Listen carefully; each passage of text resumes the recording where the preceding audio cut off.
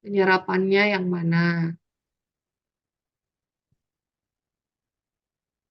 Ada yang bisa jawab? Suspensi, Kak, Bu. Ya, ada yang lain? Ada jawaban lain?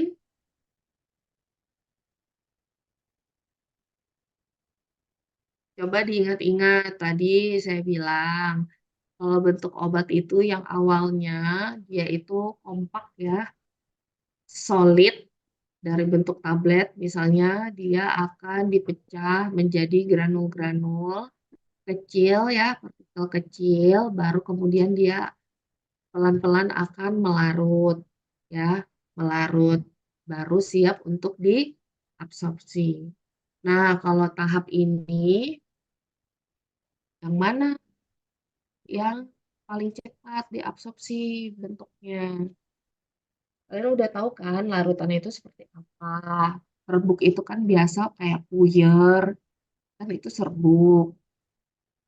Emulsi, tahu kan yang isinya terdiri dari gabungan air dan minyak dan air, ya kan? Ada emulgatornya.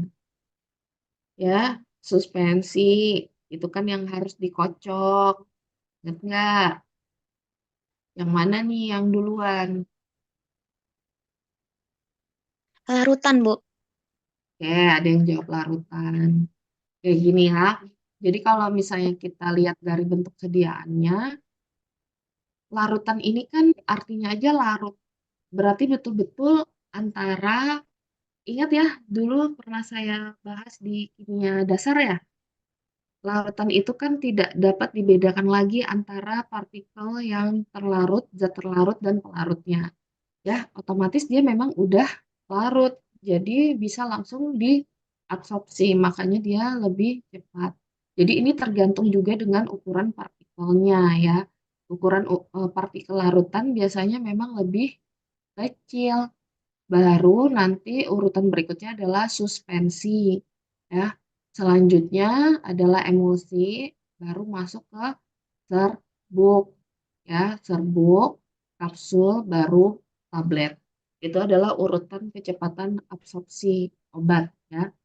Karena ada perbedaan ukuran partikel ya, biasanya pada sediaan masing-masing.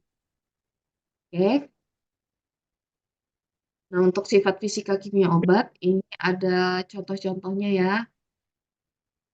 Kalian bisa baca, intinya ini akan mempengaruhi kelarutan dan absorpsi dari obat. Contohnya aja untuk di sini, obat yang bentuknya itu amor, ya, lebih cepat larut dibandingkan yang bentuk kristal, ya. Kalau kita lihat dari kekompakannya ya, ini kan kita bisa sebut partikel atau granul-granul ya. Yang bentuk amorf itu lebih renggang-renggang dibandingkan yang kristal. Otomatis dia disintegrasinya di dalam tubuh itu pecahnya lebih mudah dibandingkan yang kristal. Makanya yang amorf lebih cepat larut dibandingkan kristal. Oke, untuk faktor biologis itu dipengaruhi oleh absorpsi ya, variasi keasaman pH saluran cerna, kemudian ada sekresi cairan lambung, gerakan saluran cerna, waktu pengosongan lambung, dan waktu transit usus, sama banyaknya pembuluh. Faktor lainnya untuk absorpsi ada di umur, kemudian diet, ya, diet, dia mengkonsumsi makanan tertentu, kemudian ada interaksi obat dengan senyawa lain. Nah, ini ketika obat dikonsumsi dengan obat lain ya, atau obatnya diminum misalnya dengan teh gitu, itu bisa jadi ada senyawa di dalam teh yang mempengaruhi obat tertentu, atau bisa juga setelah minum obat dia minum susu, bisa jadi obatnya itu membentuk kelat ya, dia terikat oleh ini susu, jadi tidak memberikan respon biologis yang maksimal. Itu namanya interaksi obat dengan senyawa lain. Jadi nggak mesti obat dengan obat, tapi bisa juga obat dengan minuman, obat dengan makanan ya.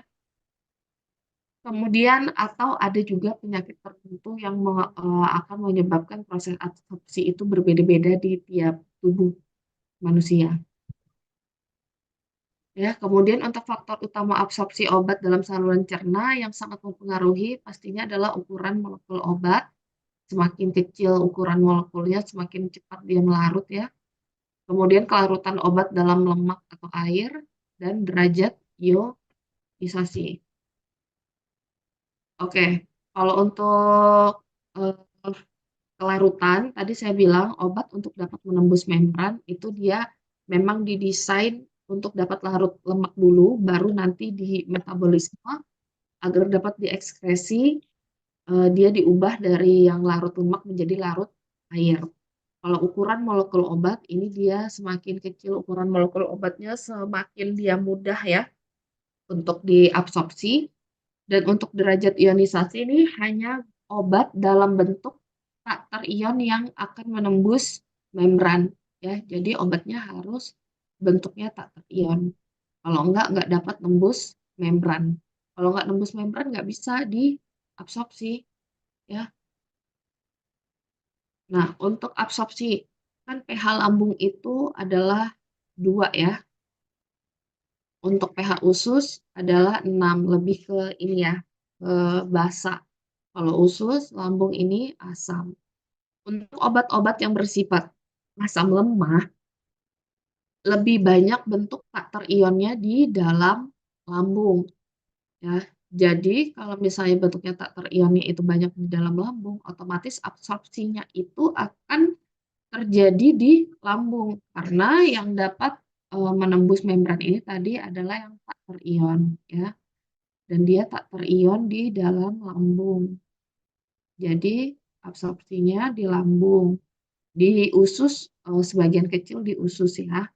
Kemudian untuk obat yang bersifat basa lemah, bentuk tak terionnya justru lebih banyak di usus ya, yang pH-nya mengarah ke basa. Jadi diabsorpsinya kebanyakan di usus kecil ya. Apalagi di usus itu dia kan luas permukaannya sangat besar, jadi akan terjadi banyak ini terjadi absorpsi yang besar di usus usus kecil. Oke, sampai sini untuk absorpsi. Ada pertanyaan? Ini untuk absorpsi ya.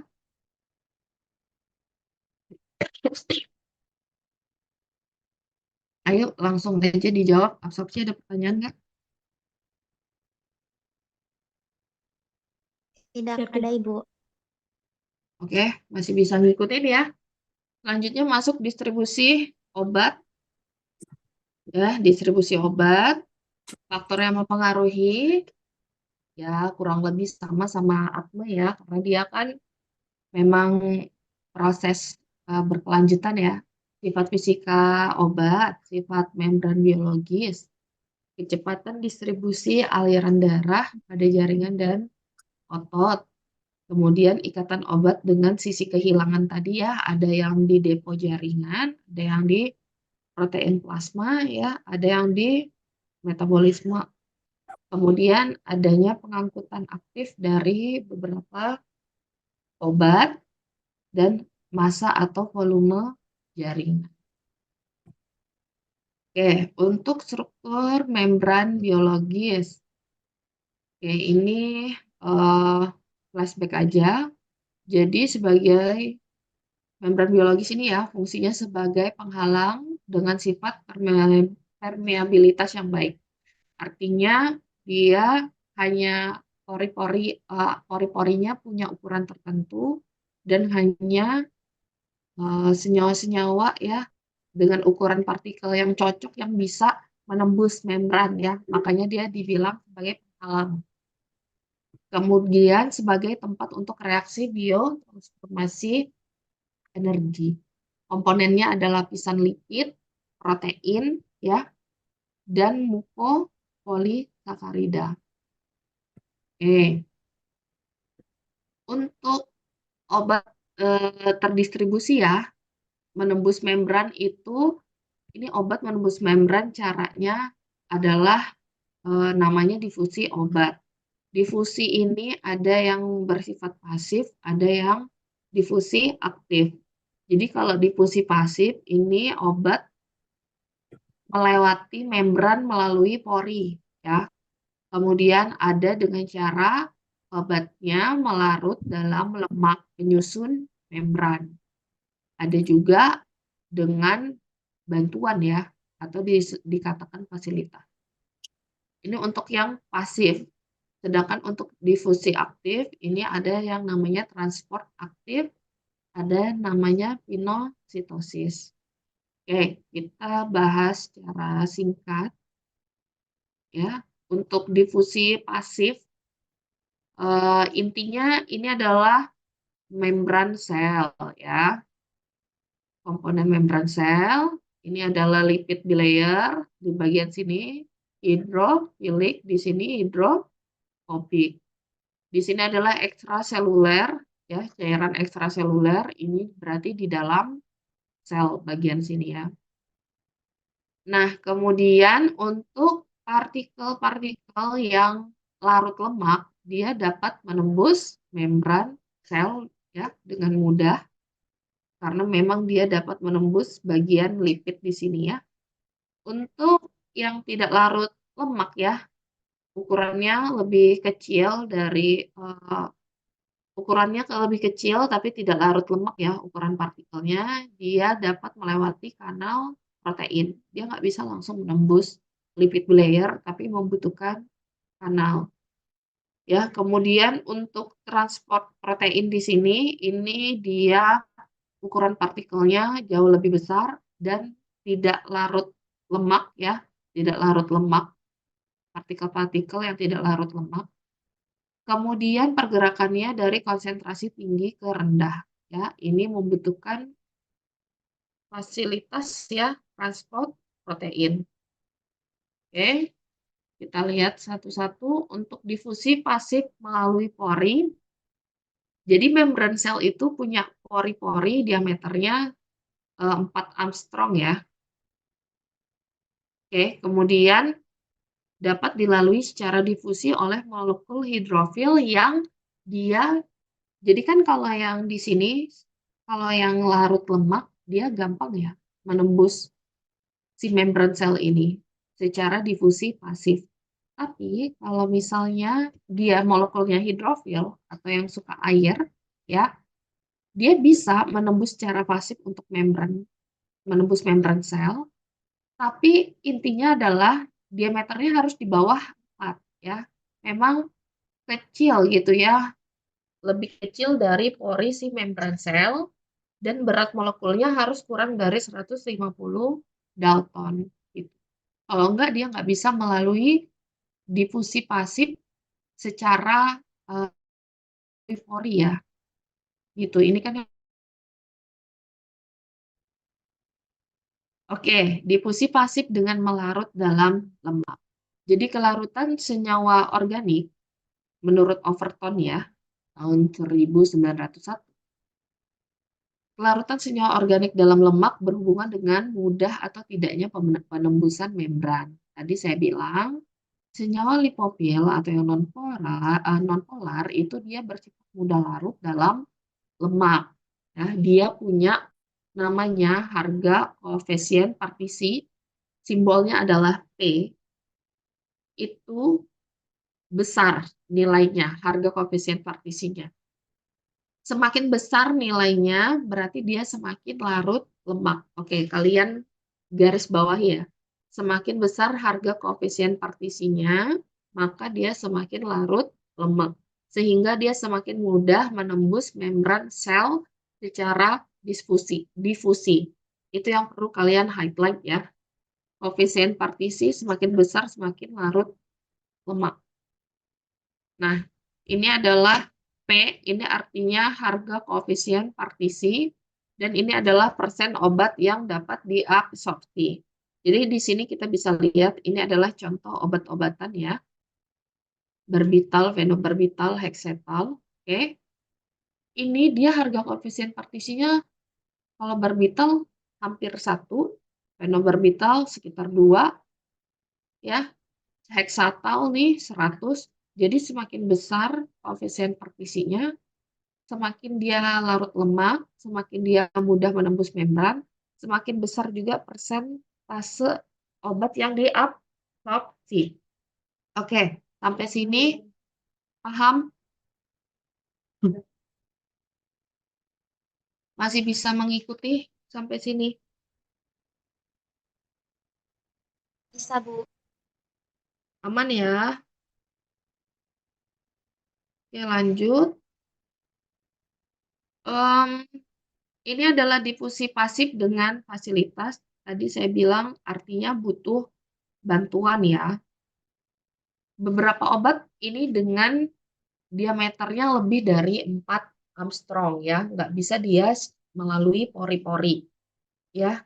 Jadi gimana cara dia lewat ini membran sel. Jadi dia harus konsentrasinya pergerakannya memang dari kadar tinggi ke rendah ya. Kemudian di sini masih belum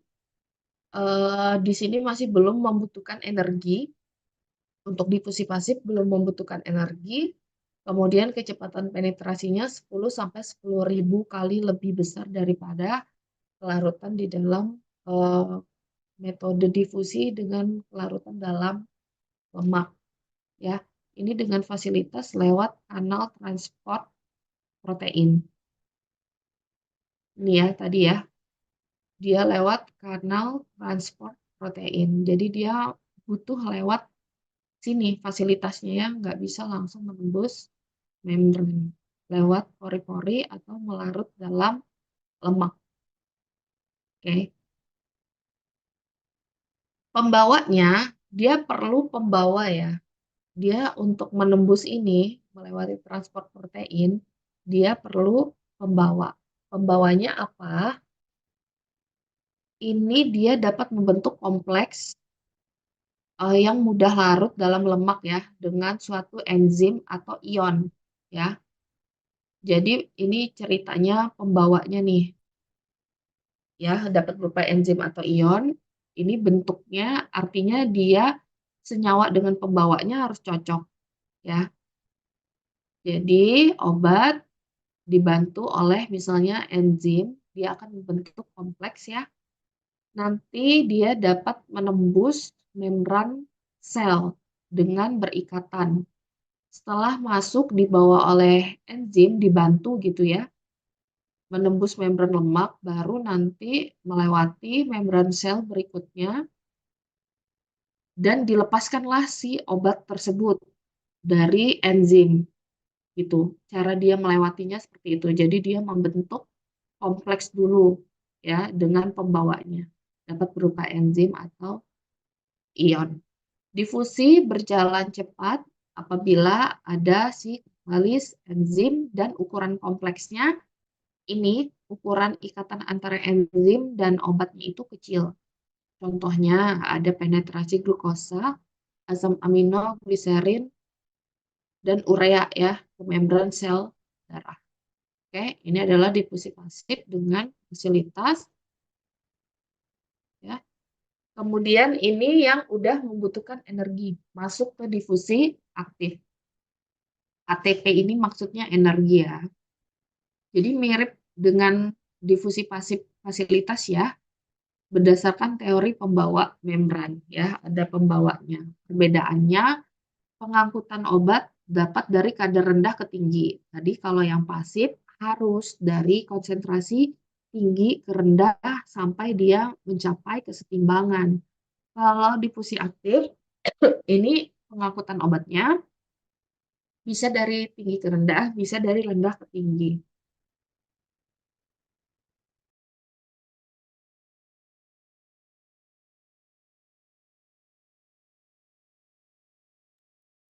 Oke, karena dia bisa ya dari rendah ke tinggi, pastinya dia memerlukan energi ya. Kemudian reaksi pembentukan kompleks obat dengan pembawa itu memerlukan afinitas.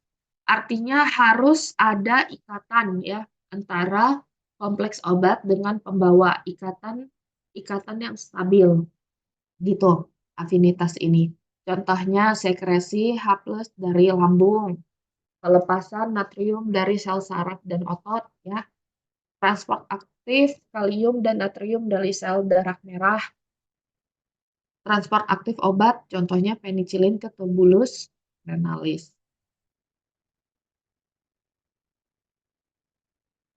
Oke, difusi aktif berikutnya adalah pinositosis. Jadi di pinositosis ini, ya, dia akan membentuk vesikel-vesikel atau kantong-kantong, ya. Tipe khas pengangkutan aktif dari obat dengan ukuran molekul yang besar, contohnya seperti lemak, amilum, gliserin, dan vitamin ADEK. Jadi dia prosesnya sangat lambat, ya.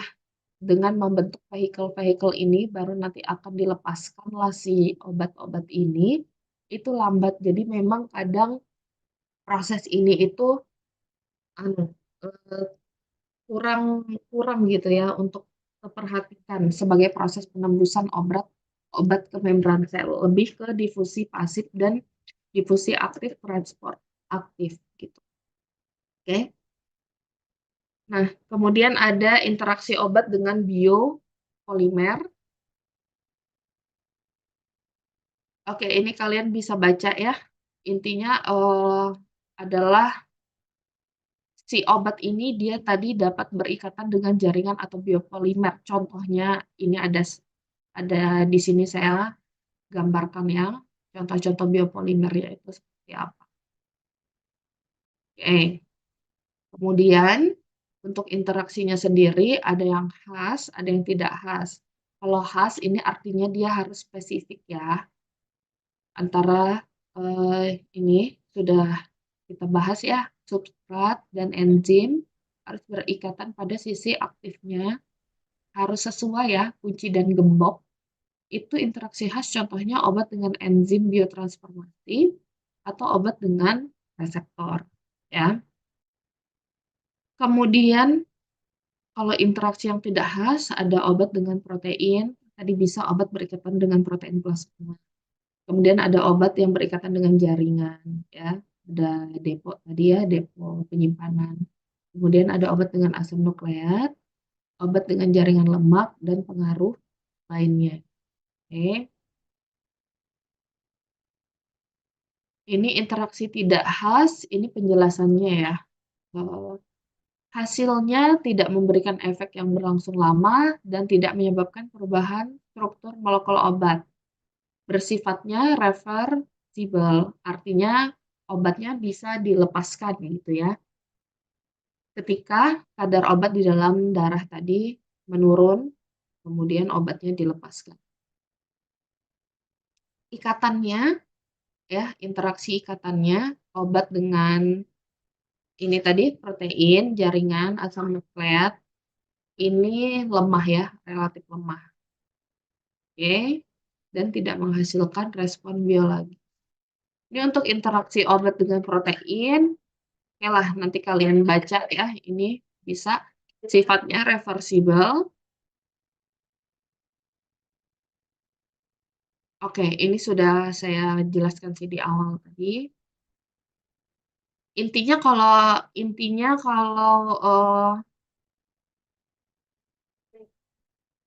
bentar. Intinya interaksi protein plasma dengan obat ya, molekul obatnya itu harus memiliki struktur dengan derajat kekhasan yang tinggi. Jadi maksudnya apa? Jadi obat itu kalau berikatan dengan protein dia itu punya khas yang spesifik. Contohnya adalah analog tiroksin. Untuk dapat berikatan dengan maksimal ya dengan albumin plasma ini kan protein ya, protein plasma. Struktur dari si obatnya ini ya, analog tiroksin ini dia harus punya ini. Di strukturnya itu harus punya struktur inti diphenyl ether ya, diphenyl ether. Kemudian punya 4 atom iodida pada posisi ini, 35, 3 aksen, 5 aksen. Punya gugus hidroksi fenol bebas ya. Kemudian rantai samping alanin atau anion. Ini baru dia dapat berikatan maksimal dengan albumin plasma. Oke, kalau dia nggak punya kekhasan ya dari obatnya, dia tidak dapat perikatan. Oke, ini bisa kalian baca. Waktu kita sampai 9.15. Sorry, udah lewat ya. Habis ya waktunya.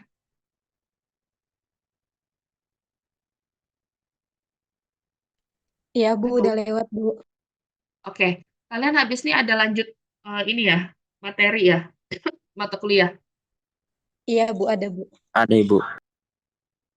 Siapa, Dek? Siapa? Mata kuliah apa? Ibu Novianti Bu. Matkul Oke, jamu. oke. Bentar ya. Saya jelaskan sedikit aja. Ini adalah fungsi kompleks obat dengan protein. Ini dapat kalian baca ya. Eh, Oke, ini saya rasa perlu saya jelaskan sebentar. Intinya ya, jadi di sini ada membran lemak, di sini ada jaringan otak, ada plasma darah. Intinya, contohnya klorpromazin HCl. Kadarnya, ini bisa dilihat, kadar total di jaringan otak itu adalah 501. Sedangkan di plasma darah adalah 11. Ya, obat bebasnya ada 1. Ini kadar ya hitungannya. Obat bebasnya di plasma darah 1. Obat terikatnya